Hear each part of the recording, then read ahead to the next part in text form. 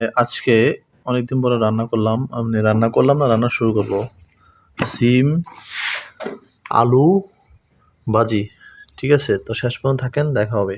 আমি আলুগুলা ছুলে নিলাম, এই যে আলুগুলা নিলাম, মরিচ, সিম আলু কাটা শেষ, অলরেডি তেল দিয়ে ফেলছি, কষাই নিচ্ছি। এখন হলুদ দিলাম, মরিচ দিলাম,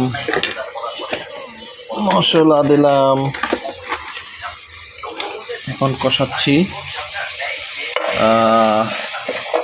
কষাচ্ছি।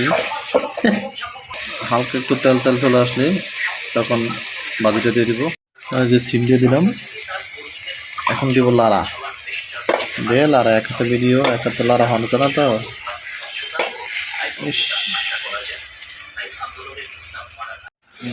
ডাকনা দিয়ে দিলাম, এখন ডাকনা। আলু ভাজি করে ফেললাম, আলু ভাজি না আলু ভর্তা হয়ে গেল। ভালো থাকবেন, ভিডিওটা লাইক কমেন্ট শেয়ার দিবেন।